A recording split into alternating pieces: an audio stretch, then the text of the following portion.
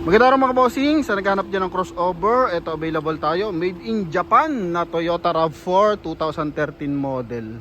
Naka all disc brake mga boss, R17, and sobrang kapal ng gulong mga boss, 95% red light, so may mga himul-mul pa ng bahagya. Kulay silver yung ating unit mga boss. Okay, walang basag yung mga ilaw, harap at likuran. Then ito yung interior nya, no? Yan, leather, naka push start. Yan mga boss. So sa mga interesado, dito na tayo sa ating front area. Yan, 2013 model mga bossing ha. Then price nila dito mga boss, 575. So sa atin makukuha mo lang to ng 525. Same price lang to nung white. So yung white natin na nakaraan is 2013 din. Ganito rin, all option din mga boss, no? Mileage nito 58,000 kilometer. Pakita natin kung anong concern natin dito. Isa lang concern natin dito mga boss eh. Yun lang oh, may papadent lang ng bahagya. So front area, coding is Wednesday, ending 5. Then presentable and napaka-professional ng front area na ito. Naka-projector, may chrome line sa baba, tapos naka-rough around bumper, connected sa kanyang cladding hanggang sa rear area mga boss. So nagbibigay ng ano yan, support para at least hindi direct tumatama yung malilit na bato, espalto sa ating body mga boss, no? Yan. Then sa kanyang headlight, malinis mga bossing, tsaka pag light. So walang kalmot or gas-gas or basag mga bossing. Yan. Okay, then eto mga bossing is R17 nga. Eto mga boss, oh, yung mga himol-mol pa. Kita pa nga yung lining, oh. Lining o yung pinaka ano, kapag bago mga boss, yung mga himol-mol ng ano mga bossing goma. Yan oh. So 95% red light. Ito lang yung issue niyan mga boss. Oh.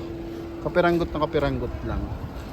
Yan, kung nakikita nyo, yun. Then may signal light sa kanyang side mirror, chrome line sa kanyang window panel, then naka-spoiler. So pakita natin yung kanyang interior. So door panel na ito mga boss, hand grip kulay gray.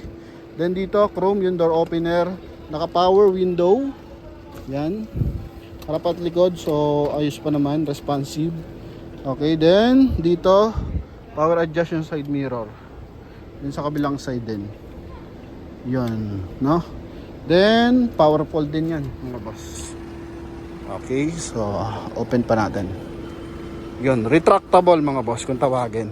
Then leather ang upuan, presentable, wala masyadong lundo. Then dito sa ating dashboard, so may gray accent dito mga boss, oh. Ganda, naka-cover, tapos dito pahaba. Then ito leather, wala mga punitan leather, naka-automatic climate control, dalawang available natin susi, and same time naka-cruise control tong ating unit mga boss. Automatic transmission, 4x2 unit mga boss. Okay, then dito may auto adjust yung ating rear view mirror. So once na sobrang liwanag or naka LED lights yung bubuntot sa atin mga boss, eto mga bossing, malilesen niya ng kusa, kaya siya merong auto, no? Auto adjust. Okay, merong ilaw, tsaka mirror, yung kanyang sun visor. Sa kabila naman naka plastic pa. Yan. Then yan yung kabilang side. Okay. Then check natin sa likuran. Ito mga boss, made in Japan yan, oh, mga boss. Aha. Then dito. Yun mga boss. Dito nilagyan lang ng carbon fiber accent. Then second row leather, walang punit. Then armrest with cup holder. Yan yung ceiling kulay gray. As in kararating lang na ito mga boss. Aha. Then open natin yung kanyang likuran. Ito yung likod niyan mga boss. Trunk compartment. Yun, brand new rin yung gulong mga bossing. Yan oh, brand new pa ang gulong mga boss. Dito yung jack natin. Grabe, makisig. So kalimitan ng mga gantong unit mga boss, talaga ng businessman or mga doktor ang gumagamit na ito. Kulay silver oh. Oh. Sa tail light, yan mga boss, madumi lang. Okay, ito madumi lang din, pero walang basag, walang naninilaw. Oh, ha? Sa likod niyan. Then ito naman ayos din, makapal pa. Sa brake pad makapal pa mga bossing. Check natin yung window. Yun. Okay, so perfect na perfect to mga boss. Sa naghahanap dyan ng pan-service, pang-estudyante mga boss, makina na ito is maganda riding kasi 2.5 liters na gasoline engine. Yan, kaya tingnan mo, walang ka-vibrate sa loob. Salipin natin. Alam ko 2.5 to mga boss. Yan. So, yun nga. 2.5 liters, 4x2 na full option mga boss. Year model 2000 15 ba? Ay hindi, 13 or 14 to mga boss. Nabanggit natin kanina is 13 mga bossing, no? So double check na lang natin sa malinaw na papel pero either 2013 to kasi naka green plate pa or 2014. Yan.